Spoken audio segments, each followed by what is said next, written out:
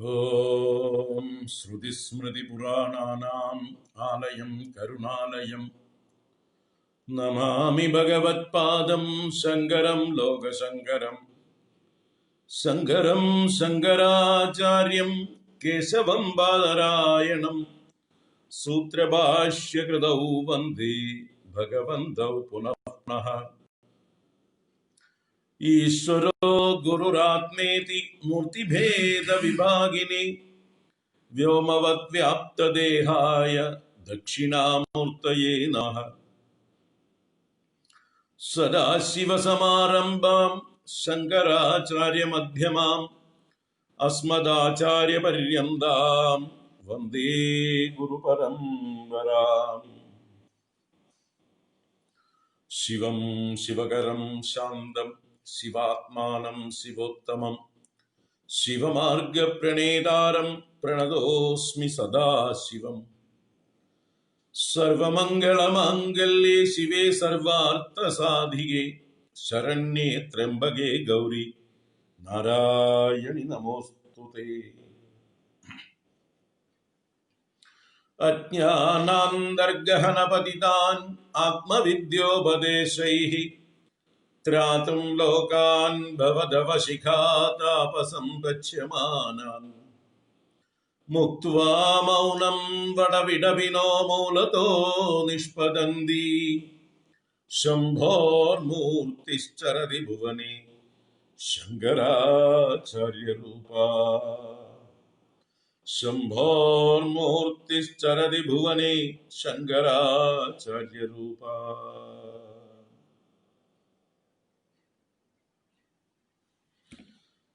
ओम श्री गुरुभ्यो नमः। ओम नमः शिवाय। ओम श्री महादेव्यै नमः। ओम नमो भगवते वासुदेवाय। हरि ओम। എല്ലാവർക്കും നമസ്കാരം. എല്ലാവർക്കും സുപ്രഭാതം, ശുഭദിനം, സുസ്വാഗതം. ഭജഗോവിന്ദം തുടരുകയാണ്. 21-ാം ശ്ലോകം വരെയാണ് നമ്മൾ ഇന്നലെ കണ്ടത്.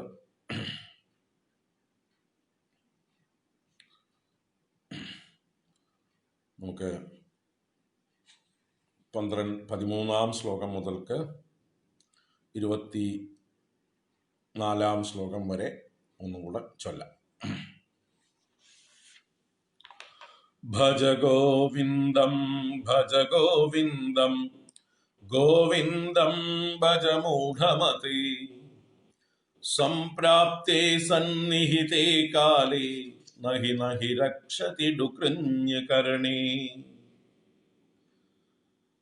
കാതേ കാന്താ ധനഗദ ചിന്താ വാതുലകിം തവ നാസ്തി നിയന്താ ത്രിജഗതി സജ്ജന സംഗതിരേകാ ഭവതി ഭവാർണവതരണേ നൗകാ ജടിലോ മുണ്ഡീലുഞ്ചിതകേശഃ കാഷായാംബര ബഹുകൃതവേഷഃ പശ്യന്നപി ച ന പശ്യതി മൂഢഃ ഉദരനിമിത്തം ബഹുകൃതവേഷഃ അംഗം ഗളിതം പലിതം മുണ്ഡം ദശനവിഹീനം ജാതം തുണ്ഡം വൃദ്ധോ യാതി ഗൃഹീത്വാ ദണ്ഡം തദപി ന മുഞ്ചത്യാശാപിണ്ഡം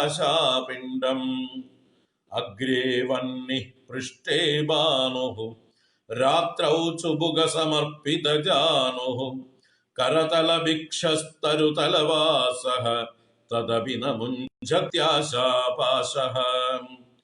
कुरुते गङ्गासागरगमनं व्रतपरिपालनमदवादानं ज्ञानविहीनः सर्वमतेन मुक्तिं भजति न जन्मशतेन सुरमन्दिरतरुमूलनिवासः शय्याभूतलमजिनं वासः सर्वपरिग्रह भोगत्यागः कस्य सुखं न करोति विरागः योगरतो वा भोगरतो वा संगरतो वा संगविहीनः യസ്യ ബ്രഹ്മണി രമതേ ചിത്തം നന്ദതി നന്ദതി നന്ദത്യേവ.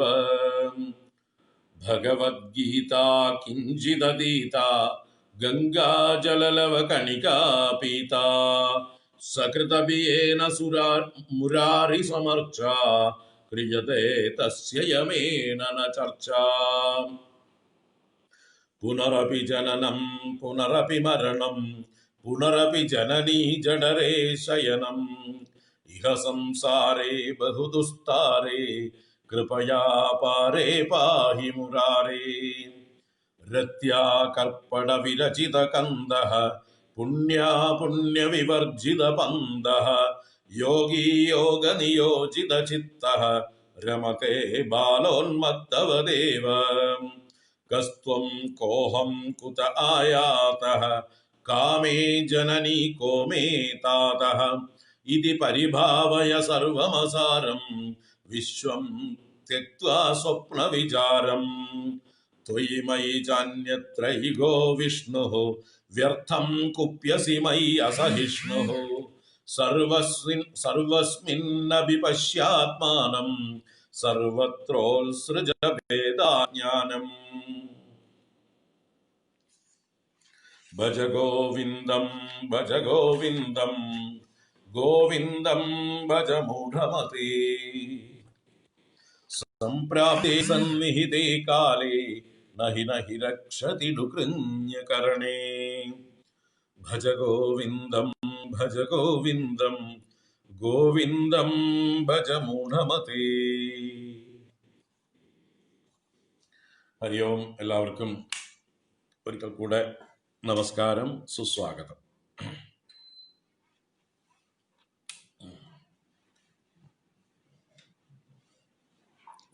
നാരായണ.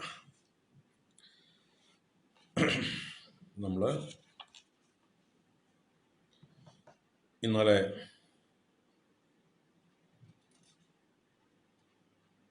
ഒരു ശ്ലോകം മുഴുവനായിട്ടും കണ്ടു, ഒരു ശ്ലോകം ഒന്ന് തുടങ്ങി വെച്ചു, പറഞ്ഞു വെച്ചു. യോഗരഥോവാ ഭോഗരഥോവാ സംഗരഥോവാ സംഗവിഹീനഃ യസ്യ ബ്രഹ്മണി രമതേ ചിത്തം നന്ദതി നന്ദതി നന്ദതിയേവ. യോഗരഥനായിക്കോട്ടെ, ഭോഗരഥനായിക്കോട്ടെ, സംഗരഥനായിക്കോട്ടെ, അഥവാ ആളുകളുമായിട്ടുള്ള കൂട്ടുകെട്ടിലിരുന്നോട്ടെ, സംഘവിഹീനഃ ഏകാന്ത വാസം ചെയ്തോട്ടെ, അതൊന്നുമല്ല ഒരാളുടെ ജ്ഞാനത്തിൻ്റെ ലക്ഷണം, മുക്തിയുടെ ലക്ഷണം. ആരുടെ ചിത്തമാണോ ബ്രഹ്മത്തിൽ രമിക്കുന്നത് അയാളാണ് ശരിക്കും ആനന്ദിക്കുന്നത്, അയാളാണ് ആനന്ദിക്കുന്നത്. അപ്പോൾ മനസ്സ്, ചിത്തം ബ്രഹ്മത്തിൽ രമിക്കണം. ആ ബ്രഹ്മത്തിൽ രമിക്കുന്നവനെയാണ് ആത്മാരാമൻ, ബ്രഹ്മജ്ഞാനി, സ്ഥിതപ്രജ്ഞൻ, ജീവൻ മുക്തൻ എന്നൊക്കെ പറയുന്നത്. അപ്പം അവൻ മാത്രമാണ് ശരിക്കും പൂർണ്ണമായിട്ട് ആനന്ദിക്കുന്നത്, സന്തോഷിക്കുന്നത്. അവനാണ് ധന്യൻ എന്ന് പറയണം. അപ്പം അതാണ് വേണ്ടത്. ബാക്കി എന്ത് ചെയ്യണം എന്നുള്ളത്, അയാളുടെ ചേഷ്ടകൾ, അയാളുടെ വ്യവഹാരങ്ങൾ, അതൊന്നുമല്ല പ്രധാനം. മനസ്സ് എവിടെ ഉറച്ചിരിക്കുന്നു, മനസ്സ് ഉറച്ചിരിക്കുന്നതാണ് യഥാർത്ഥ സന്യാസം. ഈശ്വരങ്കൽ, ആത്മാവിങ്കൽ മനസ്സുറച്ചിരിക്കുന്നതാണ് സന്യാസം. വേറെ ലോക വിഷയങ്ങളിലാണ് മനസ്സിരിക്കുന്നതെങ്കിൽ അവൻ ലൗകികനാണ്, ഭൗതികനാണ്. ഇരിക്കട്ടെ. പിന്നെ നമ്മൾ കണ്ടത് ഭഗവദ്ഗീത കിഞ്ചിദതീത ഗംഗാജലലവ കണികാ പീത സകൃതഭിയേന മുരാരി സമർച്ച ക്രിയതേ തസ്യ യമേന ന ചർച്ച. ആ ശ്ലോകം ഇന്നലെ സാമാന്യം ഒന്ന് ഓടിച്ചു കണ്ടു. ഭഗവദ്ഗീത കിഞ്ചിത് അല്പമെങ്കിലും അതീത ചേത് അധ്യയനം ചെയ്തിട്ടുണ്ടെങ്കിൽ, ഗംഗാജല ലവകണികാ പീതാ ചേത് ഗംഗാജലത്തിന്റെ ലവകണിക, ചെറിയൊരു തുള്ളിയെങ്കിലും അവൻ പാനം ചെയ്തിട്ടുണ്ടെങ്കിൽ സകൃതബി ഏന മുരാരി സമർച്ചാ ക്രിയതേ. സകൃതബി, ഒരിക്കലെങ്കിലും മുരാരിയുടെ സമർച്ച, മുരാരിയുടെ സമ്യക്കായ അർച്ച, പൂജ, ഏന ക്രിയതേ, ഏതൊരുവനാൽ ചെയ്യപ്പെടുന്നുവോ, തസ്യ യമേന ചർച്ചാന ക്രിയതേ, അവനെക്കുറിച്ച് യമനും ചർച്ച ചെയ്യുന്നില്ല. അപ്പോൾ 3 സാധനകളെ കുറിച്ച് പറഞ്ഞിട്ട്, ഇങ്ങനെയുള്ള സാധനകൾ അനുഷ്ഠിക്കുന്ന ആളുകളെ യമൻ ചിന്തിക്കുന്നില്ല, യമൻ അയാളെ കുറിച്ച് ചർച്ച ചെയ്യുന്നില്ല എന്ന് പറഞ്ഞപ്പോൾ ഇന്നലെ ഞാൻ അതിൻ്റെ കുറെ കാര്യങ്ങൾ പറഞ്ഞു. ഇന്നവരുടെ പേര് യമന്റെ ലിസ്റ്റിൽ നിന്ന് ഡിലീറ്റ്,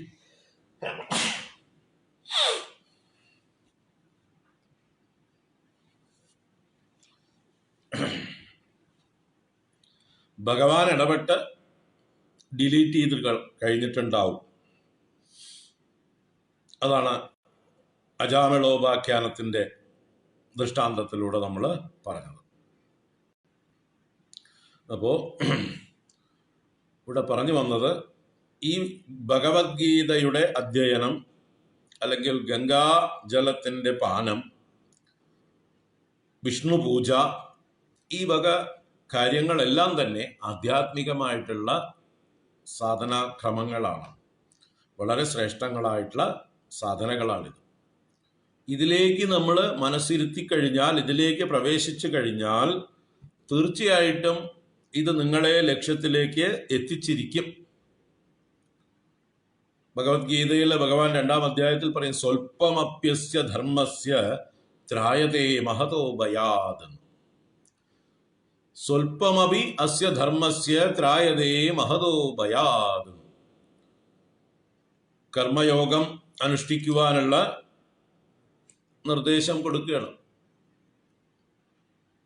യോഗസ്ഥ കുരു കർമാണി സംഗം തെക്വാ ധനഞ്ജയ അസിദ്ധ്യോ സമോ ഭൂത്വാ സമത്വം യോഗ ഉച്യത്തെ എന്നൊക്കെയുള്ള ഉപദേശങ്ങളുടെ കൂടെയാണ് ഈ പറയുന്നത്. അപ്പൊ യോഗസ്ഥനായി കർമ്മങ്ങളെ ചെയ്യൂ. യോഗസ്ഥനായി ചെയ്യുക എന്ന് പറഞ്ഞാൽ കർമ്മയോഗം അനുഷ്ഠിക്കൂ എന്നാണ്. യോഗം എന്ന് പറഞ്ഞാൽ ഇവിടെ കർമ്മയോഗമാണ്. എന്താണ് കർമ്മയോഗം? മനസ്സ് ഈശ്വരനിൽ സമർപ്പിച്ചുകൊണ്ട് തൻ്റെ ധർമ്മങ്ങളെ ഈശ്വര പൂജയാക്കി മാറ്റുക, അതാണ് കർമ്മയോഗം. അപ്പൊ അങ്ങനെ ആര് ചെയ്യുന്നുവോ, തൻ്റെ കർമ്മങ്ങളെ ഈശ്വരങ്ങൾ സമർപ്പിച്ചുകൊണ്ട് ആര് ചെയ്യുന്നു, അത് അല്പമെങ്കിലും ചെയ്യുന്നവൻ എന്നാണ്. അപ്പൊ കർമ്മയോഗത്തിന്റെ അല്പമെങ്കിലും ചെയ്യുന്നവൻ കർമ്മയോഗത്തിലേക്ക് പ്രവേശിച്ചിട്ടേ ഉള്ളൂ. അങ്ങനെ പ്രവേശിച്ചിട്ടുള്ള ഒരാളാണെങ്കിലും സ്വൽപ്പമപി അസ്യ ധർമ്മസ്യ ത്രായതേ മഹതോ ഭയാത്, അവനെ മഹാഭയത്തിൽ നിന്ന് അത് രക്ഷിക്കുന്നു എന്നാണ്. എന്താണ് മഹാഭയം? മൃത്യുഭയമാണ് ഏറ്റവും വലിയ ഭയം. അതിന് യമേന ചർച്ചാക്രിയതേ എന്ന് പറഞ്ഞില്ലേ, ആ യമൻ ചർച്ച ചെയ്യുന്നത് തന്നെയാണ് വലിയ ഭയം. നമ്മുടെ പേര് യമന്റെ ലിസ്റ്റിലുണ്ടോ, യമൻ എപ്പോഴാ വന്ന് നമ്മളെ കൂട്ടിയിട്ട് പോകാൻ വരണത്, ഇതാണ് ഏറ്റവും വലിയ ഭയം എല്ലാവർക്കും. അപ്പൊ എൻ്റെ റിട്ടേൺ ടിക്കറ്റ് എന്നാണാവോ കൺഫേം ആവുന്നത്, ഇതാണ് ഭയം. എന്നാൽ അവിടെ പറയണു ത്രായതേ മഹതോ ഭയാത്, അത് നിന്നെ മഹാഭയത്തിൽ നിന്ന് ത്രാണനം ചെയ്യുന്നു, മൃത്യുഭയത്തിൽ നിന്ന് ത്രാണനം ചെയ്യുന്നു എന്ന് അർജുനനെ പ്രേരിപ്പിക്കാൻ ഭഗവാൻ പറയുന്നുണ്ട്.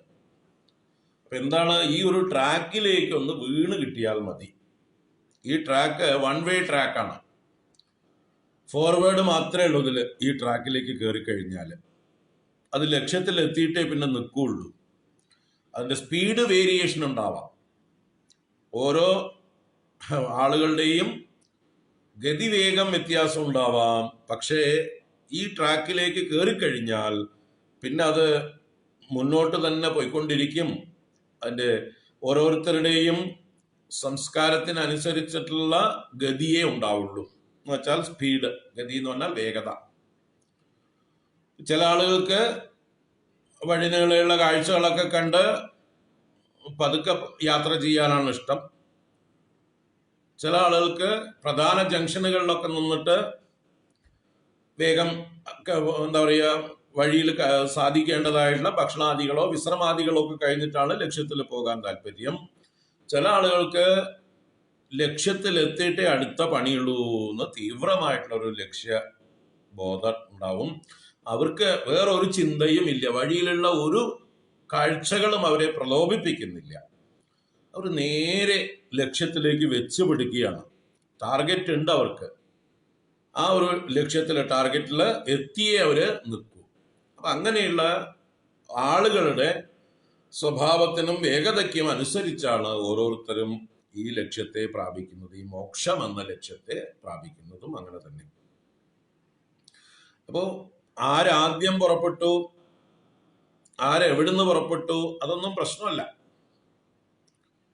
എവിടുന്ന് പുറപ്പെട്ടാലും എത്ര മുമ്പേ പുറപ്പെട്ടാലും ആർക്കാണോ ഈ വിഷയത്തിൽ ഈ ലക്ഷ്യത്തിലെത്താനുള്ള തീവ്രതയുള്ളത് അവര് ചിലപ്പോൾ മറ്റുള്ളവരെയൊക്കെ ഓവർടേക്ക് ചെയ്തിട്ട് ലക്ഷ്യത്തിലെത്തും. നമ്മുടെ ആമയും മുയലും കഥ പോലെ. ആരാണോ ജാഗ്രതയോടുകൂടി ലക്ഷ്യപ്രാപ്തിക്ക് വേണ്ടി ശ്രമിക്കുന്നത്, അതാണ് മുഖ്യം. അപ്പൊ ഈ ട്രാക്കിലേക്ക് കയറിയാൽ മതി. ഈ ആധ്യാത്മികത എന്ന് പറയുന്ന ഈ പന്ഥാവിലേക്ക് ഒന്ന് പ്രവേശിച്ചാൽ തന്നെ അവൻ രക്ഷപ്പെട്ടു. അവന്റെ ജന്മാന്തര സുകൃതമുണ്ട് എന്നുള്ളതിന്റെ തെളിവാണ് അവൻ അതിലേക്ക് പ്രവേശിക്കുന്നത് തന്നെ. അവന്റെ ഉള്ളില് ഒരു കാന്തം അവനെ ഈ ലക്ഷ്യത്തിലേക്ക് ആകർഷിക്കുന്നുണ്ട്. അങ്ങനെ ഒരു കാന്തം ഇല്ലെങ്കിൽ, ആ ഒരു ശക്തി അവന്റെ ഉള്ളിൽ ഇല്ലെങ്കിൽ അവൻ ഈ മാർഗത്തിലേക്ക് തിരിയുകയില്ല. അപ്പൊ തീർച്ചയായിട്ടും ജന്മാന്തര സുകൃതമുള്ള ഒരാൾക്ക് ഈ മാർഗങ്ങളിൽ പ്രവേശിക്കാൻ പറ്റുള്ളൂ. ആ സുകൃതമുള്ളവർക്ക് തീർച്ചയായിട്ടും അവരെ ആ സുകൃതം തന്നെ, അവരുടെ ഉള്ളിലുള്ളതായിട്ടുള്ള ആ ഒരു എന്താ പറയുക, ആ മോക്ഷദാഹം, അത് അവരെ തള്ളിക്കൊണ്ടുപോയിക്കോളും. ഇത്തിരി വേഗം കുറയും ചിലർക്ക് വേഗം കൂടും, അത്രയേ ഉള്ളൂ. അപ്പൊ അതിനുള്ള പ്രധാനമായിട്ടുള്ള ഒരു 3 സാധനങ്ങളെ എടുത്തു പറഞ്ഞു എന്നേ ഉള്ളൂ. ഇതിന്റെ കൂട്ടത്തിൽ നിങ്ങൾക്ക് ഇനി വേറെ പലതും കൂട്ടാം. ഇതൊരു ലളിതമായിട്ട് ആചാര്യ ഭഗവത്പാദർ അല്ലെങ്കിൽ അദ്ദേഹത്തിന്റെ ശിഷ്യഗണങ്ങൾ ഏറ്റവും പ്രധാനമായിട്ടൊരു 3 സാധനങ്ങളെ പറഞ്ഞു എന്നേ ഉള്ളൂ. ഭഗവത്ഗീത കിഞ്ചിത് അതീത എന്ന് വെച്ചാൽ, ഭഗവത്ഗീത എന്ന് പറഞ്ഞാൽ ശങ്കരാചാര്യരുടെ തന്നെ അഭിപ്രായത്തില് നമ്മുടെ സർവശാസ്ത്രങ്ങളുടെയും സാരസംഗ്രഹഭൂതമാണ് ഗീത. വേദങ്ങളുടെയും ഉപനിഷത്തുക്കളുടെയും മറ്റ് പുരാണ ഇതിഹാസങ്ങളുടെയും സ്മൃതികളുടെയും എല്ലാറ്റിൻ്റെയും സാരമാണ് സർവശാസ്ത്രങ്ങളുടെയും. അതുപോലെ സാഖ്യം, യോഗം, ന്യായം, വൈശേഷികം മുതലായിട്ടുള്ള ശാസ്ത്രങ്ങളുടെയൊക്കെ നന്മകളെയൊക്കെ ഉൾക്കൊണ്ടിട്ടുണ്ട്. എല്ലാറ്റിൽ നിന്നും വേണ്ട നന്മകളൊക്കെ എടുത്തുകൊണ്ട് അത്യാവശ്യം വേണ്ടതായിട്ടുള്ള ആ ജ്ഞാനം നല്ല ക്ലാരിറ്റിയോടുകൂടെ ഏറ്റവും ബ്രീഫായിട്ട് പറഞ്ഞിട്ടുള്ളതാണ് ഭഗവത്ഗീത. സർവോപനിഷദോ ഗാവോ ദോഗ്ധ ഗോപാലനന്ദന പാർത്ഥോ വത്സ സുധീർ ഭോക്ത ദുഗ്ധം ഗീതാമൃതം മഹത് എന്ന് ഗീതാ ധ്യാനത്തിന്റെ കൂട്ടത്തിലൊരു ശ്ലോകമുണ്ട്. അപ്പൊ സർവ ഉപനിഷത്തുക്കളാകുന്ന പശുക്കളിൽ നിന്ന് ഗോപാലനന്ദനൻ, സാക്ഷാൽ നന്ദനന്ദനായിട്ടുള്ള ആ ശ്രീകൃഷ്ണ ഭഗവാൻ പാർത്ഥസാരഥിയായി അർജുനൻ എന്ന പശുക്കുട്ടിയെ മുൻനിർത്തിക്കൊണ്ട് സജ്ജനങ്ങൾക്കായിക്കൊണ്ട് കറന്നെടുത്ത, ബുദ്ധിമാന്മാരായ വിവേകികളായിട്ടുള്ള ആളുകൾക്ക് വേണ്ടി കറന്നെടുത്തതായിട്ടുള്ള അമൃതമാണ് ഈ ഗീത.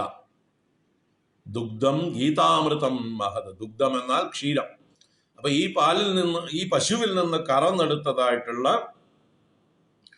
അമൃത സമാനമായിട്ടുള്ള പാലാണ് ഭഗവത്ഗീത. അപ്പൊ സർവ ഉപനിഷത്തുക്കളുടെയും സാരസംഭവമാണ്, വെണ്ണയാണ്.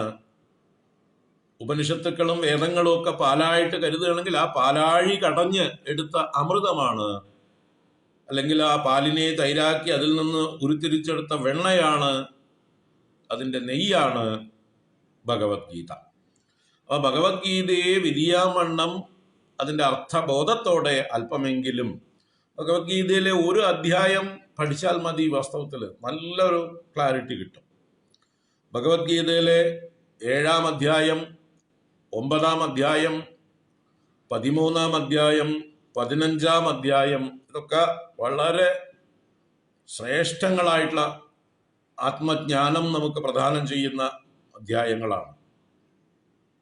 അതുപോലെ തന്നെ 2-ാം അധ്യായവും 18-ാം അധ്യായവും ഭഗവത്ഗീതയുടെ സംഗ്രഹങ്ങളാണ് രണ്ടും. 2-ാം അധ്യായത്തിൽ എന്താണോ ഭഗവാൻ ആമുഖമായി ഭഗവത്ഗീതയെ പരിചയപ്പെടുത്തിക്കൊണ്ട് എല്ലാ ആശയങ്ങളും അതിൽ നിറച്ചുകൊണ്ട് അവതരിപ്പിച്ചത്, അതിനെ തന്നെയാണ് 18-ാം അധ്യായത്തിലും കൺക്ലൂഡ് ചെയ്യണം. ആദ്യം പറഞ്ഞതിനെ തന്നെ അവസാനവും പറഞ്ഞുകൊണ്ട് കൺക്ലൂഡ് ചെയ്യണം. അപ്പൊ ഈ 2-ലും 18-ലും പറഞ്ഞതിനെ തന്നെ വിസ്തരിച്ചതാണ് ഇടയിലുള്ള അധ്യായങ്ങളൊക്കെ. ഓരോരോ വിഷയങ്ങളെ എടുത്ത് എലാബറേറ്റ് ചെയ്യുന്നു ഓരോരോ അധ്യായങ്ങളിൽ.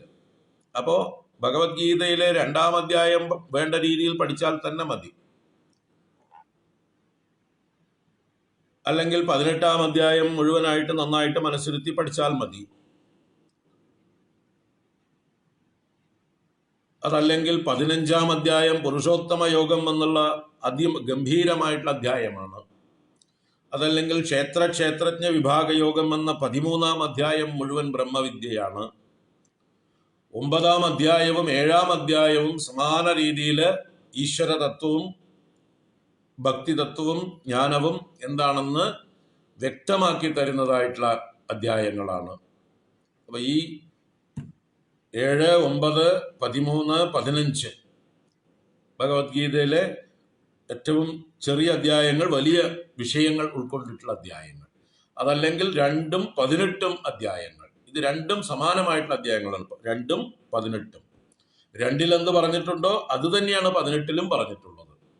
2-ന്റെ ആവർത്തനമാണ് 18 എന്ന് പറയാം. വാക്കുകൾ വ്യത്യാസമുണ്ട്, ക്രമങ്ങൾ വ്യത്യാസമുണ്ട് എന്നുള്ളൂ, ആശയം സമാനമാണ്. അപ്പോ ആ ഭഗവത്ഗീത, അതിന്റെ സാരം നമ്മൾ ഉൾക്കൊണ്ടാൽ മതി. ഈ ഭഗവത്ഗീത ഇത്രയും വിപുലമായിട്ട് ഭഗവാൻ യുദ്ധരംഗത്ത് വെച്ച് അർജുനനോട് പറഞ്ഞിട്ടുണ്ടാവുമോ എന്നൊക്കെ ചിലർക്ക് സംശയം ഉണ്ടാകാം. ഒരുപാട് പേര് ചോദിക്കാറുണ്ട് നമ്മളോട്, അല്ലേ? കൗരവ പാണ്ഡവ യുദ്ധം ആരംഭിച്ചു കഴിഞ്ഞു. വാസ്തവത്തില് പ്രവൃത്തേ ശസ്ത്രസമ്പാദേ ധനുരുദ്യമ പാണ്ഡവ ഋഷികേശം ഇതം വാക്യം ഉവാച എന്നാണ് അർജുനൻ കൃഷ്ണനോട് ആജ്ഞാപിക്കുന്ന. സേനയോർ ഉഭയോർ മധ്യേ രഥം സ്ഥാപയമേച്യുത. 2 സൈന്യത്തിന്റെയും മധ്യത്തിലേക്ക് എന്റെ രഥത്തെ കൊണ്ടുപോയി നിർത്തൂ. എന്തിന്? യാവതേതാൻ നിരീക്ഷേഹം യോദ്ധുകാമാൻ അവസ്ഥിതാൻ കൈർമയാ സഹ യോദ്ധവ്യം അസ്മിൻ രണസമുദ്യമേ. ഈ യുദ്ധസമുദ്യമത്തിൽ എനിക്ക് ആരോടുകൂടെയാണ് യുദ്ധം ചെയ്യേണ്ടതെന്ന് നല്ലോണം നോക്കിക്കാണാൻ, ആരൊക്കെയാണ് ഇവിടെ വന്നു ചേർന്നിരിക്കുന്നതെന്ന് കാണാൻ വേണ്ടി, ആ ദുർബുദ്ധിയായ ധൃതരാഷ്ട്രപുത്രന് പ്രിയം ചെയ്യുവാൻ വന്നിരിക്കുന്ന ദുഷ്ടന്മാർ ആരൊക്കെയാണെന്ന് ഞാൻ കാണട്ടെ. ധാർത്തരാഷ്ട്രസ്യ ദുർബുദ്ധേഹേ യുദ്ധേ പ്രിയ ചികീർഷവഃ എന്നൊക്കെ എടുത്തു പറയുന്നുണ്ട്. അങ്ങനെയുള്ള അവരെ കാണാൻ എൻ്റെ രഥത്തെ 2 സൈന്യത്തിന്റെയും മധ്യത്തിൽ കൊണ്ടുപോയി നിർത്തൂ എന്ന് പറയുമ്പോൾ ആ ശംഖം, ഭേരി മുതലായതൊക്കെ മുഴക്കിക്കഴിഞ്ഞ് ആയുധങ്ങൾ അങ്ങോട്ടും ഇങ്ങോട്ടും പ്രയോഗിക്കാനായി കൊണ്ട് തുടങ്ങുന്നു. പ്രവൃത്തേ ശസ്ത്രസമ്പാദേ എന്നാണ്. ആ സന്ദർഭത്തിൽ വില്ലുയർത്തിപ്പിടിച്ചിട്ടാണ് അർജുനൻ നിൽക്കുന്നത്, അദ്ദേഹം ആജ്ഞാപിക്കുന്നത്. അപ്പോഴാണ് ഈ ഉപദേശം. അപ്പൊ ഇത്രയും ആ സമയത്ത്, ഇങ്ങനെ ഒരു ടെൻസ്ഡ് ആയിട്ടുള്ള ഒരു സമയത്ത്, ഒരു ഭഗവത്ഗീത 700 ശ്ലോകമാണ് അതിൽ മൊത്തം. അതിൽ 585 ശ്ലോകങ്ങളാണ് ഭഗവാന്റെ ശ്ലോകങ്ങൾ. 80ഓളം ശ്ലോകങ്ങൾ അർജുനന്റെയാണ്.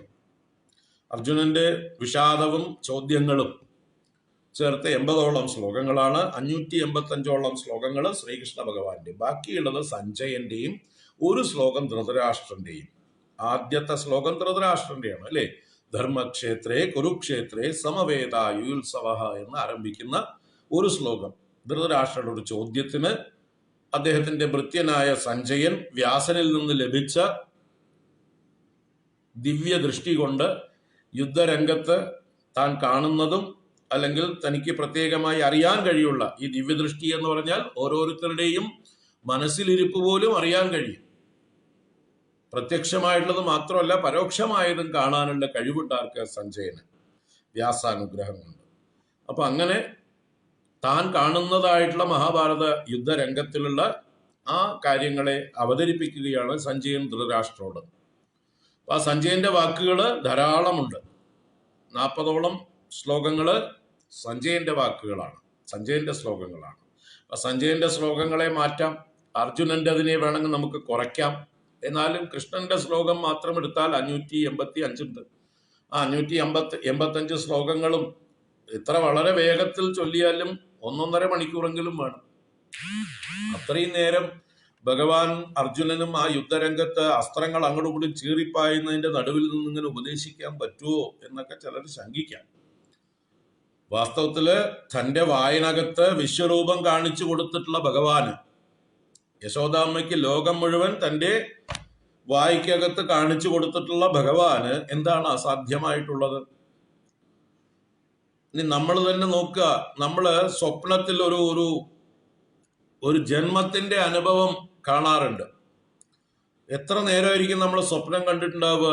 ചിന്തിച്ചിട്ടുണ്ടോ? അതിനെക്കുറിച്ച് അന്വേഷിച്ചിട്ടുണ്ടോ? ഏതാനും സെക്കൻഡുകൾ കൊണ്ട് നമ്മൾ യുഗങ്ങളുടെ സ്വപ്നം കാണാറുണ്ട്. അപ്പൊ അവിടെ കാലത്തിന്റെ ഗണന നമ്മുടെ പരിധിയിലാണോ? നമ്മുടെ കൺട്രോളിലാണോ? നമ്മൾ ഉറങ്ങാൻ കിടന്നത് 10 മണിക്ക്, എന്തൊക്കെയോ ചിന്തിച്ച് പതുക്കെ മയക്കത്തിലേക്ക് ഉറക്കത്തിലേക്ക് വീണത് ഒരു 10-15 മിനിറ്റ് കഴിഞ്ഞിട്ടാണ്. 10:20 വേർത്ത് കുളിച്ച് ചാടി ഞെട്ടി എണീക്കുകയാണ് നമ്മൾ. ഞെട്ടി എണീച്ചു ഒരു ഭയങ്കരമായിട്ടുള്ള സ്വപ്നം കണ്ടിട്ട്. ആ സ്വപ്നത്തിൽ നമ്മൾ ഒരുപാട് രംഗങ്ങൾ, ഒരുപാട് അനുഭവങ്ങൾ നമ്മൾ അനുഭവിച്ചു. ഒരുപാട് കഷ്ടപ്പാടുകളും ഇതൊക്കെ കഴിഞ്ഞിട്ടാണ് നമ്മൾ അവസാനം നമ്മുടെ ഏതോ ഒരു ഭയാനകമായിട്ടുള്ള നിമിഷത്തില് ആ സ്വപ്നത്തിൽ നിന്ന് ഉണർന്ന് വേർത്ത് കുളിച്ച് ചാടി എഴുന്നേറ്റ് നോക്കി, ലൈറ്റ് ഇട്ടു, എവിടെയാണ് ഞാൻ എന്താണെന്നൊക്കെ നോക്കിക്കഴിഞ്ഞ അവസാനം സമയം അത്രയായി നോക്കുമ്പോൾ 10 മണി കഴിഞ്ഞ് 20 മിനിറ്റ് ആവണേ ഉള്ളൂ. താൻ ഉറങ്ങിയത് ഏകദേശം 10-15 കഴിഞ്ഞതിന് ശേഷമാണ് തനിക്ക് ബോധം പോയിരിക്കുന്നത്. എന്തോ പാട്ട് കേട്ടോണ്ടാ കിടന്നത്. അല്ലെങ്കിൽ ഇന്നത്തെ കാലത്ത് ഇഷ്ടം പോലെ മാധ്യമങ്ങൾ ഉണ്ടല്ലോ, പ്രഭാഷണങ്ങൾ കേട്ടുകൊണ്ട് ഉറങ്ങുന്ന ആൾക്കാരുണ്ട്. ഉറക്കം വരാൻ വേണ്ടി പ്രഭാഷണങ്ങൾ കേട്ടോണ്ട് ഇരിക്കും. അപ്പോൾ ആ നല്ല രസമാണ്. യാതൊരു ഭയമില്ലാതെ ഉറങ്ങാൻ പറ്റും. സത്സംഗങ്ങളിൽ നിന്ന് റെക്കോർഡ് ചെയ്തിട്ടുള്ള കാര്യങ്ങൾ, അല്ലെങ്കിൽ ഇവിടെ യൂട്യൂബിലും വാട്സപ്പിലും ഫേസ്ബുക്കിലും ഒക്കെ വരുന്നതായിട്ടുള്ള റെക്കോർഡുകൾ ചെവിക്കടുത്ത് വെച്ച് തലയ്ക്കടുത്ത് വെച്ച് കേൾക്കുന്ന രീതിയിൽ വെച്ചിട്ട് കിടന്നു കഴിഞ്ഞാൽ അതിൻ്റെ ഒരു എന്താ പറയുക, തലോടൽ, ഒരു തഴുകി ഉറക്കൽ, ഒരു താരാട്ട് പോലെ സുഖമായി ഉറങ്ങുന്ന ആൾക്കാർ ഇഷ്ടം പോലെ ഉണ്ട്. ഞാൻ തന്നെ പലരോടും സജസ്റ്റ് ചെയ്യാറുണ്ട്, ഉറക്കം വരുന്നില്ല എന്ന് പറഞ്ഞാൽ ഇന്ന പ്രഭാഷണം ഒന്നുകിൽ ഒരാളുടെ അല്ലെങ്കിൽ സ്വാമിയുടെ തന്നെ അത് കേട്ടോണ്ട് കിടന്നോളൂ, നല്ല സുഖമായിട്ട് ഉറങ്ങാൻ പറ്റും എന്ന് പറയും. അങ്ങനെ അനുഭവമായിട്ടുള്ള എത്രയോ ആൾക്കാരുണ്ട്. സ്വാമി സുഖമായിട്ട് ഉറങ്ങാറുണ്ട് ഇപ്പോൾ ഒന്നും എന്താ വെച്ചാൽ ഈ പ്രഭാഷണവും വെച്ചുകൊണ്ട് കിടക്കുമ്പോൾ. അപ്പൊ ആ പ്രഭാഷണത്തിന്റെ എത്രയോ കേട്ട് കഴിഞ്ഞിട്ടാണ് ഉറക്കത്തിലേക്ക് വഴുതി വീണത്. അപ്പോഴാണ് സ്വപ്നം കണ്ടത്. അപ്പൊ ഞെട്ടി ഉണർന്നു നോക്കിയപ്പോൾ ആകെ കൂടി താൻ ഏതാനും സെക്കൻഡുകളെ ഈ സ്വപ്നത്തിൽ അനുഭവിച്ചിട്ടുള്ളൂ, സ്വപ്നാനുഭവം ഉണ്ടായിട്ടുള്ളൂ. പക്ഷെ എത്ര ദീർഘമായിട്ടുള്ള അനുഭവമാണ് അവിടെ. എന്തെല്ലാം നമുക്ക് വ്യാഖ്യാനിക്കാൻ പറ്റും. നമ്മൾ കണ്ട ഓരോ രംഗങ്ങളെ കുറിച്ചും നമുക്ക് വിസ്തരിക്കാൻ പറ്റും. കാരണം അത്രയും കണ്ടിട്ടുണ്ട് നമ്മൾ, അത്രയും അനുഭവങ്ങളിലൂടെ നമ്മൾ കടന്നുപോയി. ഇതെങ്ങനെ സാധിച്ചു? അപ്പോ നമ്മുടെ കാലഗണന എന്നുള്ളതൊരു ഭ്രമമാണ്. നമ്മുടെ ഉറക്കത്തിലെയും സുഷുപ്തിയിലെയും ജാഗ്രതയിലെയും കാലങ്ങൾ തന്നെ വ്യത്യസ്തങ്ങളാണ്. ഇനി നമ്മൾ ജാഗ്രതയിൽ ഇരിക്കുമ്പോൾ തന്നെ സന്തോഷമായിട്ടിരിക്കുമ്പോൾ കാലം ഇതാന്ന് പറയുമ്പോഴേക്കുമ്പോൾ, ദുഃഖിച്ചിരിക്കുന്നതായിട്ടുള്ള സമയത്ത് ഒരു നിമിഷം ഒരു യുഗം പോലെ നീണ്ടുപോകണം. ഇതൊക്കെ നമുക്ക് അനുഭവമല്ലേ. അപ്പൊ കാലം എന്നുള്ളത് നമ്മുടെ മനസ്സിന്റെ ഒരു കൺസെപ്റ്റാണ്, ഒരു റിലേറ്റീവ് ആയിട്ടുള്ളൊരു ആസ്പെക്റ്റാണ്. Time and space is the concept of human mind. ഐൻസ്റ്റീനും പറഞ്ഞു തന്നിട്ടുണ്ട്. അപ്പൊ പറഞ്ഞു വന്നത്, ഭഗവാൻ സാക്ഷാൽ ഭഗവാനാണ്. വായിൽ വിശ്വരൂപം കാണിച്ചു കൊടുത്ത ഭഗവാന് അർജുനന് വിശ്വരൂപം കാണിച്ചു കൊടുക്കാനും അർജുനന് ഈ ഉപദേശങ്ങൾ മുഴുവൻ കൊടുക്കാനും അധിക സമയമൊന്നും വേണ്ട. അതിനെ ഈ ശ്ലോകരൂപത്തില് അവതരിപ്പിച്ചത് വ്യാസനാണ് എന്ന് മാത്രം. ഭഗവാൻ ഇതേ രൂപത്തിൽ തന്നെ പറഞ്ഞിട്ടുണ്ടാവാം. അത് കേട്ട വ്യാസൻ, ആ വ്യാസന്റെ കഴിവ് കൊണ്ട് തന്നെയാണ് സഞ്ജയനും അത് കേട്ടിരിക്കുന്നത്, വ്യാസന്റെ അനുഗ്രഹം കൊണ്ട്. അപ്പൊ വ്യാസൻ അതിനെ നമുക്ക് മഹാഭാരതത്തിലൂടെ വ്യാഖ്യാനിച്ചു തന്നു. അപ്പൊ അത് സംഭവ്യമല്ല എന്ന് പറയുന്നത് നമ്മുടെ ചിന്തിക്കാൻ കഴിവില്ലായ്മ കൊണ്ടാണ്, നമ്മുടെ പരിമിതമായ ചിന്ത കൊണ്ടാണ് നമ്മളത് സാധിക്കില്ല എന്ന് പറയുന്നത്. വളരെ ചുരുങ്ങിയ നേരം കൊണ്ട് ഈ ആശയങ്ങളെ മുഴുവൻ കമ്മ്യൂണിക്കേറ്റ് ചെയ്യാൻ ഭഗവാന് സാധിക്കും, അർജുനനെ കൺവിൻസ് ചെയ്യിക്കാൻ സാധിക്കും, ഈ ആശയങ്ങൾ മുഴുവൻ അതിൽ വരാനും സാധിക്കും. ഭഗവാന്റെ തന്നെ അവതാരമായിരിക്കുന്ന അംശമായിരിക്കുന്ന വ്യാസന് അത് അതുപോലെ എഴുതി വെക്കാനും യാതൊരു പ്രയാസവും ഇല്ല. അതുകൊണ്ട് ശങ്ക വേണ്ട, ഇത് യുദ്ധരംഗത്ത് പറഞ്ഞതാണോ, ഇങ്ങനെയൊക്കെ പറയാൻ ആ സമയത്ത് പറ്റുമോ എന്നാണെങ്കിൽ തീർച്ചയായിട്ടും ഭഗവാന് സാധിക്കും. ഭഗവാന്റെ ലീലകളൊക്കെ തന്നെ, കൃഷ്ണ ലീലകളൊക്കെ തന്നെ അത്ഭുത ലീലകളാണ്. അപ്പോൾ ഇവിടെ നമുക്ക് നമ്മുടെ ഈ സ്വപ്ന ദൃഷ്ടാന്തത്തെ നമ്മളൊന്ന് നല്ലോണം ചിന്തിച്ചാൽ നമുക്ക് ബോധ്യം വരും സമയം എന്നുള്ളത്. ഇനി ഭഗവാന് ജയദ്രഥനെ വധിക്കാൻ സൂര്യ അസ്തമയം പോലും കൃത്രിമമായിട്ട് ചെയ്യാൻ കഴിഞ്ഞില്ലേ? അങ്ങനെയുള്ള ഭഗവാന് ആ കാലത്തെ തന്നെ സ്തംഭിപ്പിക്കാനും എല്ലാവരെയും ഒരു നിമിഷത്തേക്ക് അല്ലെങ്കിൽ കുറച്ചു നേരത്തേക്ക് എല്ലാം മറന്ന് നിശ്ചേഷ്ടരായി നിൽക്കാനും ഉള്ളതായിട്ടുള്ള ശക്തിയൊക്കെ ഉള്ള ആളാണ്. ഭഗവാന്റെ ഉപദേശം കഴിഞ്ഞിട്ടേ എല്ലാവർക്കും വാച്ച് നടക്കാൻ തുടങ്ങിയിട്ടുണ്ടാവുള്ളൂ. അതുവരേക്ക് വാച്ച് കുറച്ച് നേരത്തേക്ക് ക്ലോക്ക്, സൂര്യൻ എല്ലാം സ്റ്റക്കായി നിൽക്കാം, എല്ലാം സ്തംഭിച്ച് നിൽക്കാം. അതിനൊക്കെയുള്ള കഴിവുള്ള ആളാണ്. അപ്പൊ അതിനെക്കുറിച്ചൊന്നും നമുക്ക് ശങ്ക വേണ്ട. ഇനി നമ്മൾക്ക് വേണ്ടത് എന്താണ്? ഇതിലുള്ള മാധുര്യം നുകരുക എന്നുള്ളതാണ്. ഈ വിഷയം എന്താണെന്ന് അറിയുക, അതിന്റെ സാരം ഉൾക്കൊള്ളുക. അപ്പോൾ സർവശാസ്ത്രങ്ങളുടെയും സാരമായിട്ടുള്ള, സർവ ഉപനിഷത്തുക്കളുടെയും സാരമായിട്ടുള്ള ഭഗവത്ഗീത എന്ന ഒരു ഗ്രന്ഥം മതി ഹിന്ദുക്കൾ മര്യാദയ്ക്ക് പഠിച്ചാൽ മതി. അത് മുഴുവൻ പഠിച്ചില്ലെങ്കിലും അതിലെ 2-ാം അധ്യായമെങ്കിലും അർത്ഥസഹിതം വിശദമായി പഠിച്ചാൽ മതി, അല്ലെങ്കിൽ 18-ാം അധ്യായമെങ്കിലും വിശദമായി പഠിച്ചാൽ മതി. 18-ാം അധ്യായത്തിലെ ഒരു ശ്ലോകം മതി ഭഗവത്ഗീതയുടെ സാരമായിട്ട്. ഗംഭീരങ്ങളായിട്ടുള്ള ശ്ലോകങ്ങളുണ്ട് അതിൽ. സർവധർമാൻ പരിത്യജ്യ മാമേകം ശരണം വ്രജ അഹം ത്വാ സർവ പാപേഭ്യഃ മോക്ഷയിഷ്യാമി മാ ശുചഃ എന്ന ഒരു ശ്ലോകത്തെ ശരിക്കും വ്യാഖ്യാനിച്ചാൽ ആ ശ്ലോകം ഉൾക്കൊള്ളണമെങ്കിൽ തന്നെ സർവജ്ഞാനവും നമ്മൾ ഉൾക്കൊള്ളണം. അതുപോലെ എന്താണ് ഗീതയുടെ സാരമായിട്ടുള്ള ശ്ലോകം എന്ന് പറഞ്ഞാൽ 18-ാം അധ്യായത്തിലെ 46-ാം ശ്ലോകം, യതഃ പ്രവൃത്തിർഭൂതാനാം ഏന സർവമിദം തദം സ്വകർമ്മണാ തമഭ്യർച്ച്യ സിദ്ധിം വിന്ദതി മാനവഃ എന്ന ഒരു ശ്ലോകം മതി ഗീത മുഴുവൻ വ്യാഖ്യാനിക്കാൻ. ഗീതയുടെ സാരമായിട്ടുള്ള ശ്ലോകമാണ് 18-46. ഒന്ന് മര്യാദയ്ക്ക് മനസ്സിരുത്തി പഠിച്ചാൽ ഗീത മുഴുവൻ ഉൾക്കൊള്ളാൻ കഴിയും. അപ്പോ അങ്ങനെയുള്ള ഭഗവത്ഗീത കിഞ്ചിത് അതീത, അല്പമെങ്കിലും അഭ്യസിച്ചിട്ടുണ്ടെങ്കിൽ തീർച്ചയായിട്ടും അവന് ആത്മാവിന്റെ സ്വരൂപത്തെക്കുറിച്ച് ഗ്രഹിക്കാൻ കഴിയും. അവന് മരണഭയമില്ലാതെയാവും. അതാണ് അവിടെ യമേന ന ചർച്ചാ ക്രിയതേ എന്ന് പറയുന്നത്. എന്റെ സ്വരൂപം അമൃതസ്വരൂപമാണ്, ആനന്ദസ്വരൂപമാണ്, നിത്യസ്വരൂപമാണ്. അല്ലേ? ന ജായതേ നോ മ്രിയതേ വാ കദാചിത് നായം ഭൂത്വാ ഭവിതാവാന ഭൂയഃ അജോ നിത്യ ശാശ്വതോയം പുരാണഃ ന ഹന്യതേ ഹന്യമാനേ ശരീരേ. ഈ ഒരു ശ്ലോകം മര്യാദയ്ക്ക് വിചാരം ചെയ്താൽ പോരെ. നാസതോ വിദ്യതേ ഭാവഃ ന ഭാവോ വിദ്യതേ സതഃ ഉഭയോരപി ദൃഷ്ടോന്തഃ തു അനയോഃ തത്വദർശിഭിഃ. ഈ ഒരു ശ്ലോകം മര്യാദയ്ക്ക് ഗ്രഹിച്ചാൽ പോരെ. അപ്പൊ ഇങ്ങനെ ഭഗവത്ഗീതയിലെ ഏതെങ്കിലും ശ്ലോകങ്ങൾ മര്യാദയ്ക്ക് ഗുരുമുഖത്ത് നിന്ന് അതിൻ്റെ യഥാർത്ഥ അർത്ഥം ഗ്രഹിക്കാൻ കഴിഞ്ഞാൽ, അതിൻ്റെ പരമ താല്പര്യം ഉൾക്കൊള്ളാൻ കഴിഞ്ഞാൽ ധാരാളം മതി. കിഞ്ചിത് അതീത, ഭഗവത്ഗീത മുഴുവൻ ബൈഹാർട്ട് പഠിക്കണമെന്നേ ഇല്ല.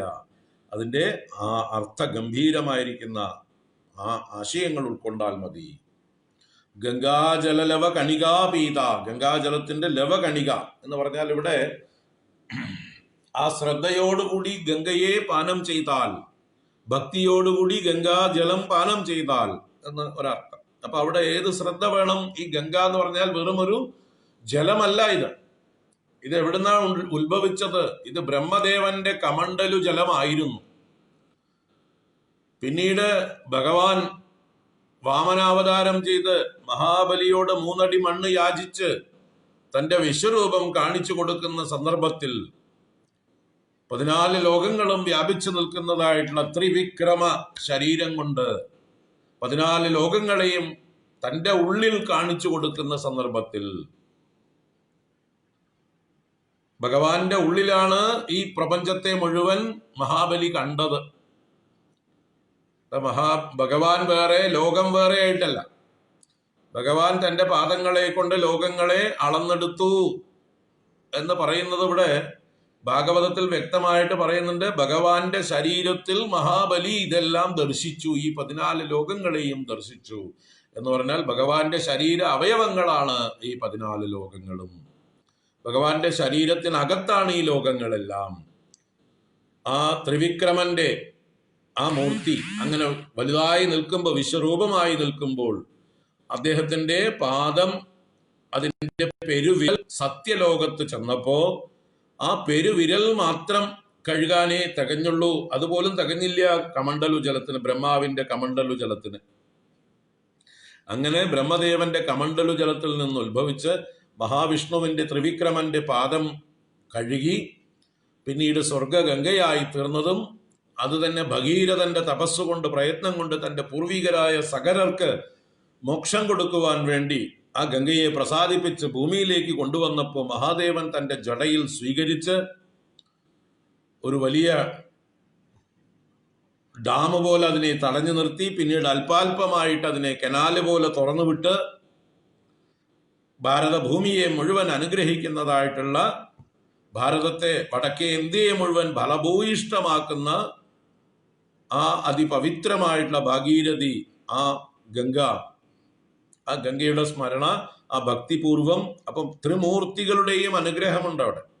ബ്രഹ്മദേവന്റെ കമണ്ഡലു ജലം, വിഷ്ണു ഭഗവാന്റെ പാദം കഴുകിയ ജലം, മഹാദേവന്റെ ശിരസിൽ നിന്ന് ഒഴുകിയ ജലം. ഇതിലൊക്കെ പ്രധാനം ത്രിവിക്രമന്റെ പാദം എന്ന് ചിന്തിക്കുമ്പോൾ ത്രിവിക്രമൻ ആരാണ്? ഈശാവാസ്യമിതം സർവം എന്ന തത്വമാണ് ത്രിവിക്രമൻ. എല്ലായിടത്തും നിറഞ്ഞു നിൽക്കുന്ന ആ ഈശ്വര തത്വം, ആ തത്വത്തെ സാക്ഷാത്കരിക്കാനുള്ള ഒരു ചിന്ത ഈ ഗംഗാജല ലവകണിക പാനം ചെയ്യുമ്പോൾ ഉണ്ടാവുന്നുണ്ട്. ആ ശ്രദ്ധയിൽ നിന്നുണ്ടാവും. അപ്പൊ തത്വജ്ഞാനത്തിലേക്ക് നയിക്കുന്നതാണ് ഗംഗാജല ലവകണികാപാനം. ആ ശ്രദ്ധയോടുകൂടി, ഭക്തിയോടുകൂടി ഗംഗയെ പാനം ചെയ്യുമ്പോൾ ഈ കഥയെല്ലാം നമ്മുടെ ഉള്ളില് വരും. അപ്പൊ ഈശാവാസ്യമിതം സർവം എന്ന ഉപനിഷത്ത് മന്ത്രം പ്രകാശിക്കും. ഈ പ്രപഞ്ചം മുഴുവൻ ഈശ്വരനാൽ വ്യാപിച്ചു നിൽക്കുന്നു. അപ്പൊ ഞാൻ അതിലൊരു ചെറിയ അവയവം മാത്രമാണ്, ഒരു അംഗം മാത്രമാണ്. എനിക്ക് ആ ഈശ്വര ശരീരത്തിൽ നിന്ന് ഭിന്നമായിട്ട് വേറിട്ട് നിലനിൽപ്പില്ല. സമുദ്രത്തിൽ നിന്ന് വേറെയല്ല തരംഗം. സമുദ്രത്തിൽ നിന്ന് വേറിട്ട് തരംഗത്തിന് നിൽക്കാനാവില്ല. അങ്ങനെയാണെങ്കിൽ വിശ്വരൂപനായ ഭഗവാനിൽ നിന്ന് വേറിട്ട് എനിക്കൊരു അസ്തിത്വമില്ല, ഞാനില്ല. അങ്ങനെ ഞാൻ ഇല്ലാതാവുകയും ഭഗവാൻ മാത്രമാണ് എല്ലാം എന്ന് അറിയുകയും ചെയ്യുന്ന അറിവിലേക്ക് നയിക്കുന്നതാണ് ഈ ഗംഗാജല ലവകണികാപാനം. ഇനി മറ്റൊരർത്ഥത്തിൽ ഗംഗാജലം, ഗംഗാ നദി, ആ പെരിനിയൽ ഫ്ലോ, ഹിമാലയത്തിൽ ഒഴുകുന്ന ഗംഗാ നദി അനന്തകാലമായി ഒഴുകുന്നതായിട്ടുള്ള ഗുരു ശിഷ്യ പരമ്പരയുടെ ജ്ഞാനഗംഗയാണത്. ആ ജ്ഞാനഗംഗയിൽ നിന്ന് അല്പം പാനം ചെയ്താൽ, ഹിമാലയം അറിവിന്റെ സ്രോതസ്സാണ്, ജ്ഞാനഭണ്ഡാരമാണ് ഹിമാലയം. ആ ഹിമാലയത്തിൽ നിന്ന് ഒഴുകുന്ന പർവ്വത പുത്രിയാണ് ഗംഗയും. ഗംഗയും പാർവതി തന്നെയാണ്. ആ ഗംഗ എന്ന് പറയുന്നത് ജ്ഞാനപ്രവാഹമാണ്. എറ്റേണലായി ഒഴുകിക്കൊണ്ടിരിക്കുന്ന, ഇടതടവില്ലാതെ ഒഴുകിക്കൊണ്ടിരിക്കുന്ന ഗുരുശിഷ്യ പരമ്പരയുടെ, ജ്ഞാന പരമ്പരയുടെ പ്രതീകമാണ് ഭാഗീരഥി അല്ലെങ്കിൽ ഗംഗ. അപ്പൊ അതിൽ നിന്നൊരു തുള്ളി കുടിക്കുക എന്ന് പറഞ്ഞാൽ ആ ജ്ഞാനം അല്പമെങ്കിലും സേവിക്കുക, ആ ഉപനിഷത്തുക്കൾ, വേദങ്ങൾ, അവയുടെ താല്പര്യം ലേശമെങ്കിലും സേവിക്കുക എന്നും അർത്ഥമുണ്ട്. അപ്പൊ എങ്ങനെയാണെങ്കിലും ഗംഗാജലലവ കണികാപീത, അവൻ മരണത്തെ അതിക്രമിക്കുന്നു, അവന് മരണഭയമില്ലാതെയാവുന്നു. കാരണം ദേഹത്തിനാണ് മരണം, ആത്മാവിന് മരണമില്ല എന്ന തത്വം അറിയാൻ അവൻ ശക്തനായി തീരുന്നു, അവൻ സമർത്ഥനാവുന്നു, യാതൊരു സംശയവുമില്ല. സകൃതഭിയേന മുരാരി സമർച്ഛാക്രിയതേ. സകൃത ഒരിക്കലെങ്കിലും ഏതൊരുവനാൽ മുരാരി സമർച്ഛാക്രിയതേ. മുരാരി ഭഗവാൻ കൃഷ്ണന്റെ, വിഷ്ണുവിന്റെ ഒക്കെ പര്യായമാണ്. മുരാന്തകൻ, മുരരിപു, മുരാരി, മുരബിത്ത്, ഇങ്ങനെ മുരനോട് ബന്ധപ്പെട്ട് മുരനെ നിഗ്രഹിച്ചവൻ എന്ന പേരിൽ ഭഗവാന് പര്യായ ശബ്ദങ്ങൾ. ആരാണ് ഈ മുരൻ? ആ മുരനെ ഭഗവാൻ എങ്ങനെയാണ് വധിക്കുന്നത്? ആ കഥകളൊക്കെ ഈ മുരാരി ഭക്തന്മാർക്ക് അറിയാൻ വഴിയുണ്ട്. അവരല്പമെങ്കിലും ഭഗവാന്റെ കഥകളൊക്കെ കേട്ടിട്ടുണ്ടാവും. അപ്പോ ദേവേന്ദ്രന്റെ അമ്മയായ അതിഥി ദേവിയുടെ കുണ്ടലങ്ങളും വരുണന്റെ വെൺകൊറ്റ കുടയും മറ്റ് പല വിശിഷ്ട വസ്തുക്കളും അപഹരിച്ചുകൊണ്ട് പോയ നരകാസുരൻ എന്ന അസുരനെ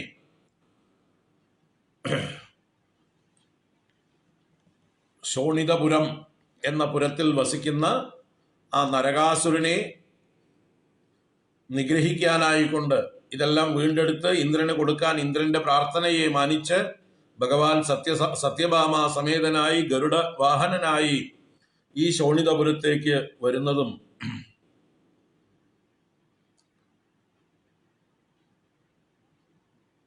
അവിടെ നരകാസുരന്റെ കാവൽക്കാരനാണ്, അല്ലെങ്കിൽ നരകാസുരന്റെ സേനാനായകനും മന്ത്രിയും സുഹൃത്തും എല്ലാമാണ് നരകാസുരന്റെ രക്ഷകനായിരിക്കുന്ന മുരാസുരൻ. ആ മുരാസുരൻ നരകാസുരന്റെ കോട്ടയ്ക്ക് ചുറ്റും 5 കിടങ്ങുകളുണ്ട്. ആ 5 കിടങ്ങുകളിലായിട്ട് വ്യാപിച്ചു കിടക്കുന്ന വലിയൊരു സർപ്പാകൃതിയിൽ 5 തലയുള്ള ഒരു സർപ്പമായിട്ടാണ് കിടന്നിരുന്നത് എന്നാണ് പറയുന്നത്. അപ്പോൾ മഹാവിഷ്ണു ഗരുഡനുമായിട്ട് പറന്ന് ഈ കോട്ടയ്ക്കകത്തേക്ക് പ്രവേശിക്കുമ്പോൾ ഇവൻ ഉയർന്ന് കിടങ്ങിൽ നിന്ന് പൊങ്ങി വന്ന് ഭഗവാനെ തടഞ്ഞ് ഭഗവാനോട് യുദ്ധം ചെയ്തു. ആ ഘോരമായിട്ടുള്ള യുദ്ധത്തില് ഭഗവാൻ അവസാനം തന്റെ ചക്രായുധം കൊണ്ട് ഈ മുരാസുരന്റെ 5 ശിരസ്സുകളും ഛേദിച്ചു എന്നാണ് പറയുന്നത്. അപ്പൊ ഇവിടെ നരകാസുരൻ, മുരാസുരൻ എന്നൊക്കെ പറയുമ്പോൾ തത്വങ്ങളും ഉണ്ട് അവരിലൂടെ.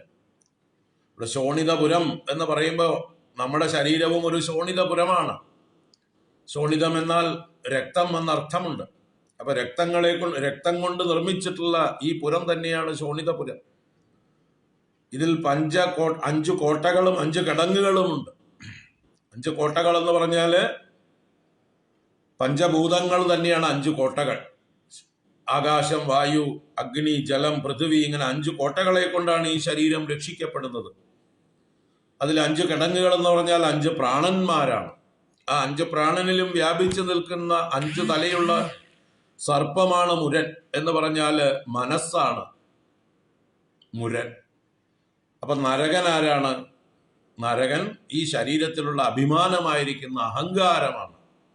അഹങ്കാരമായ നരകനെ വധിക്കണമെങ്കിൽ ഈ മനസ്സ് എന്ന ശക്തിയെ കീഴ്പ്പെടുത്തണം.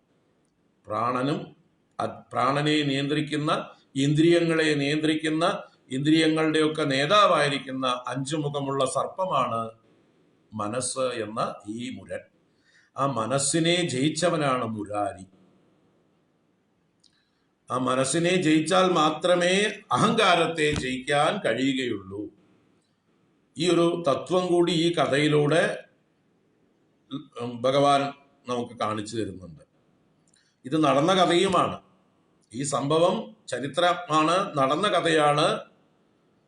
അതിലൂടെ ഭഗവാന്റെ എല്ലാ ലീലകളിലും ലോകത്തിന് പഠിപ്പിക്കുവാനുള്ള തത്വങ്ങളും ഉണ്ട്.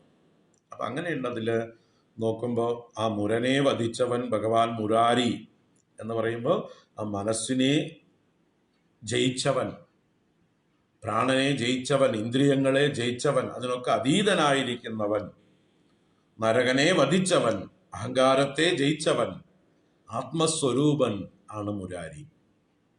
ആ മുരാരിയിലേക്ക് മനസ്സെത്തണം മുരാരിയെ പൂജിക്കുമ്പോൾ. അപ്പൊ മുരാരിയെ ഒരിക്കലെങ്കിലും ശ്രദ്ധാപൂർവം പൂജിച്ചിട്ടുണ്ടെങ്കിൽ ആ മുരാരിയുടെ തത്വം അറിയാൻ കഴിയും. നമ്മുടെ ഓരോരുത്തരുടെയും ഉള്ളിലെ ആത്മതത്വമാണ് ഈ മുരാരി. ഇരിക്കട്ടെ. അപ്പൊ അങ്ങനെയുള്ള ആ ഭഗവാനെ ഭക്തിപൂർവം ആരാണോ അർച്ചിക്കുന്നത്, സ്വൽപ്പമപി അസ്യ ധർമ്മസ്യ ത്രായതേ മഹതോ ഭയാത് എന്നുള്ള ന്യായേന ഈ ഒരു മാർഗത്തിലേക്ക് പ്രവേശിച്ചവർ ഒരു എസ്കലേറ്ററിൽ കയറി കഴിഞ്ഞു. ആ എസ്കലേറ്ററിന്റെ സ്വിച്ച് പുറത്താണ്, നമ്മുടെ കയ്യിലല്ല. നമ്മൾ മുകളിലെത്തിയിട്ടേ നിൽക്കുള്ളൂ, ഭഗവാന്റെ അടുത്ത് എത്തിയിട്ടേ നിൽക്കുള്ളൂ. യമന് അവിടേക്ക് പ്രവേശനമില്ല.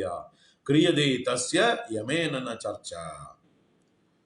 ഭഗവദ്ഗീത കിഞ്ചിദീത ഗംഗാജലലവ കണികാ പീത സകൃതപിയേന മുരാരി സമർച്ച ക്രിയതേ തസ്യ യമേന ചർച്ച. ഇനിയും നിങ്ങൾക്ക് വിചാരം ചെയ്യാം, ഭഗവത്ഗീത പഠിക്കാം, അത് തന്നെയാണ് വിചാരം. ഗംഗാജലം ഭക്തിപൂർവം പാനം ചെയ്യാം, സ്നാനം ചെയ്യാം, ദർശിക്കാം, എല്ലാം ചെയ്യാം. അപ്പോഴൊക്കെ ഈ ഭക്തി ഉണ്ടാവണം. ഭക്തി ഇല്ലാതെ അതൊന്നും ചെയ്തിട്ട് കാര്യവുമില്ല. ഗംഗാജലത്തില് ഇഷ്ടംപോലെ മുതലകളും മത്സ്യങ്ങളും പാമ്പുകളും മറ്റു ജലജന്തുക്കളും ഒക്കെ വസിക്കുന്നുണ്ട്. അവർക്കൊന്നും ഗംഗയുടെ മഹത്വം അറിയാത്തത് കൊണ്ട് മുക്തി കിട്ടിക്കൊള്ളണമെന്ന് ഇല്ല. നമുക്കറിയില്ലേ, നമുക്ക് കാണാൻ നിവൃത്തിയില്ല. നമ്മുടെ യുക്തി കൊണ്ട് നമ്മൾ അങ്ങനെ വിചാരിക്കുന്നു. തീർച്ചയായിട്ടും അവർക്കൊന്നും കിട്ടാൻ വഴിയില്ല എന്ന്. അപ്പൊ ഭക്തി വേണം, ഗംഗയില് ശ്രദ്ധ വേണം. ശ്രദ്ധാപൂർവം ഗംഗയെ സേവിച്ചാലാണ് മുക്തി കിട്ടുക. തീർച്ചയാണ്. അടുത്ത ശ്ലോകം നോക്കാം. പുനരപി ജനനം പുനരപി മരണം പുനരപി ജനനീ ജഠരേ ശയനം ഇഹ സംസാരേ ബഹുദുസ്താരേ കൃപയാ പാരേ പാഹി മുരാരേ. പുനരപി ജനനം പുനരപി മരണം പുനരപി ജനനീ ജഠരേ ശയനം ഇഹ സംസാരേ ബഹുദുസ്താരേ കൃപയാ പാരേ പാഹി മുരാരേ. ഭജ ഗോവിന്ദം ഭജ ഗോവിന്ദം ഗോവിന്ദം ഭജ മൂഢമതേ. അപ്പൊ ഇവിടെ സംസാരത്തെ കുറിച്ച് പറയുകയാണ്. പുനരപി ജനനം.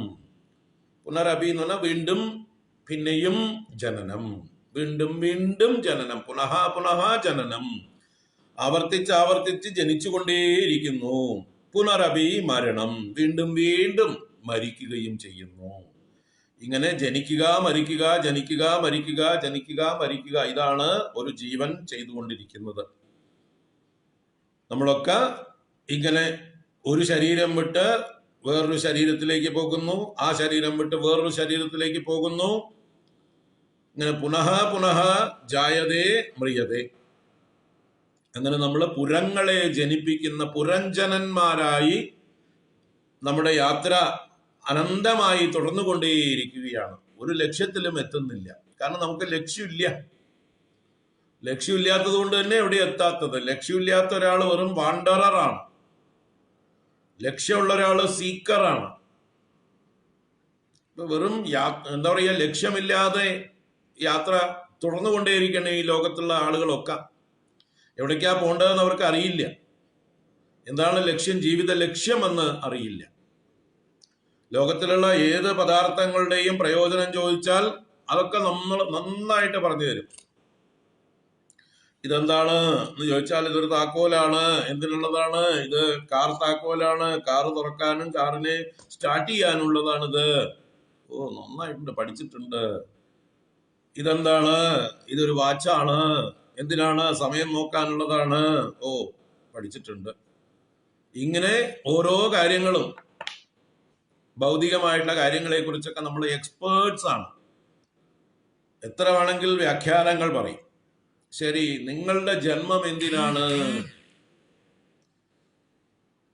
നിങ്ങൾ ആരാണ്? നിങ്ങളുടെ ജന്മം എന്തിനാണ് ചോദിച്ചാൽ അത് വായും പൊളിച്ചിരിക്കും. അത് മാത്രം അറിയില്ല.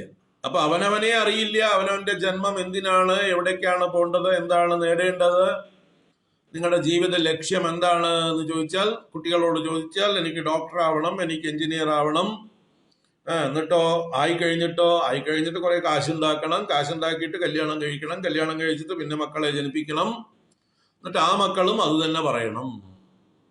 മക്കൾ ഉണ്ടായി കഴിഞ്ഞാൽ പിന്നെന്താ ചെയ്യേണ്ടത് എന്ന് ചോദിച്ചാൽ, ഇനി മക്കൾക്ക് മക്കൾ ഉണ്ടാവണം, ആ മക്കളുടെ പിറന്നാളുകൾ ആഘോഷിക്കണം, അവരുടെ കല്യാണങ്ങൾ ആഘോഷിക്കണം, പിന്നെയും മക്കൾ ഉണ്ടാവണം.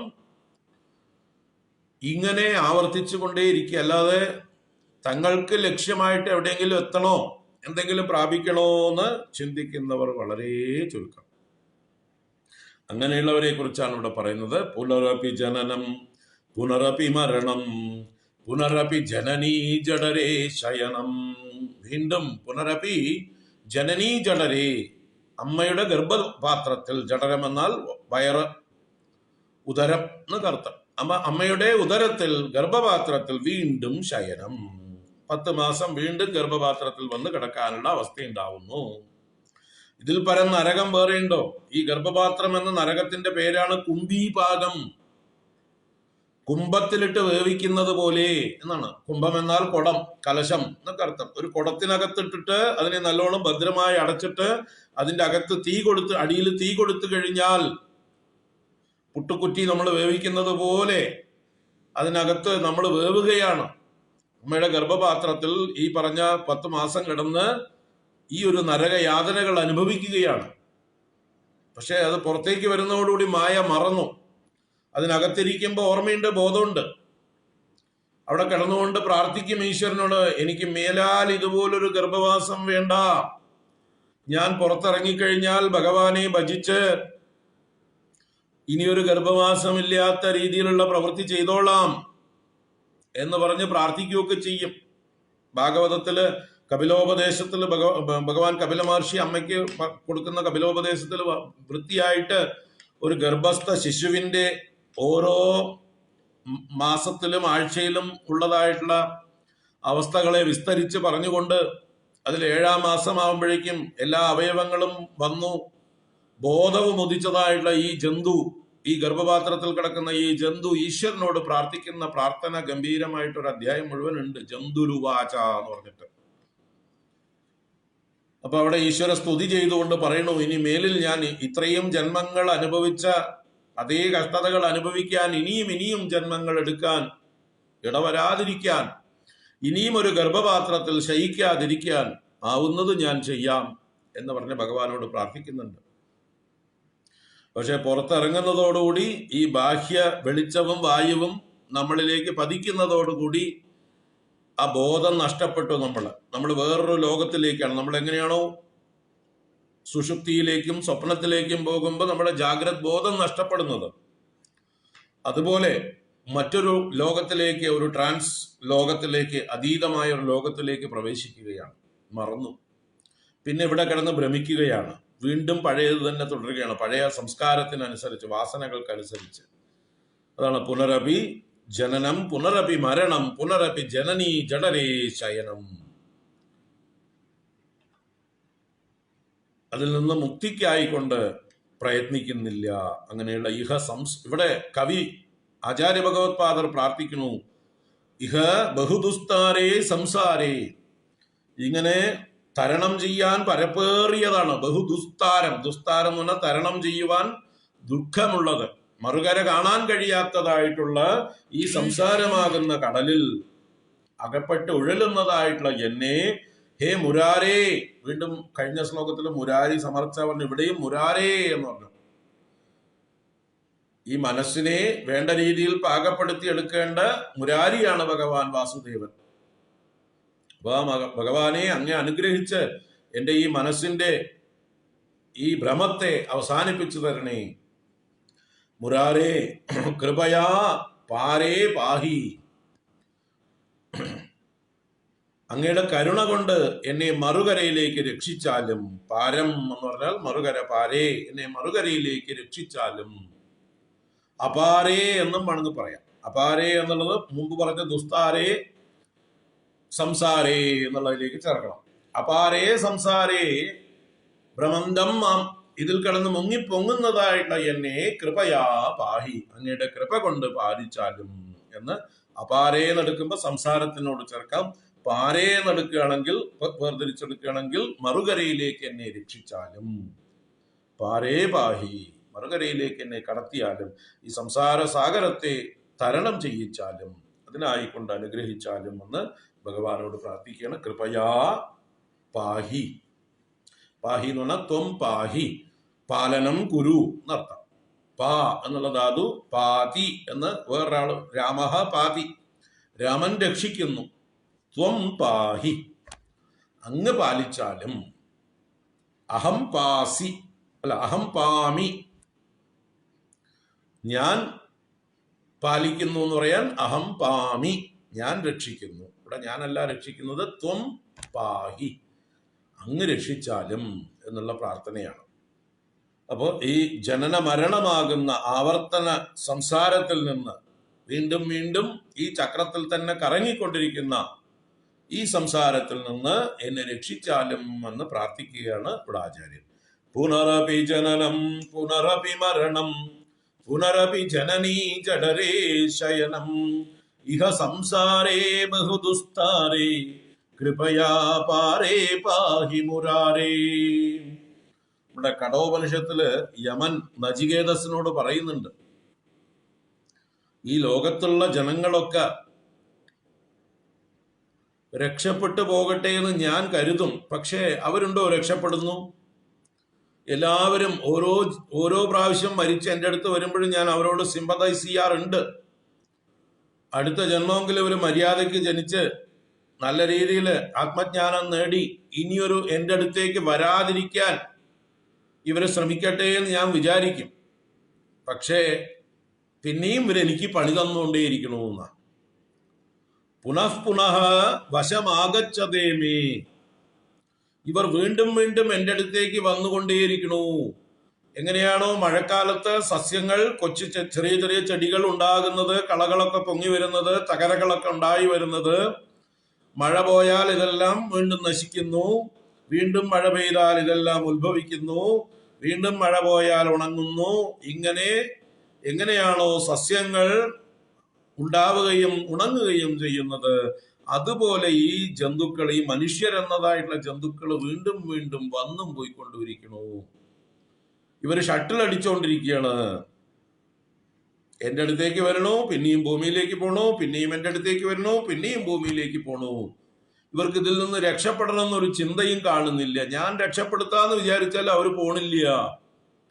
പുനഃ പുനഃ വശമാകച്ചതേമേ, they are coming back to me again and again, what can I do എന്നൊരു പരിഹാസമുണ്ട് മനുഷ്യരെ നോക്കി.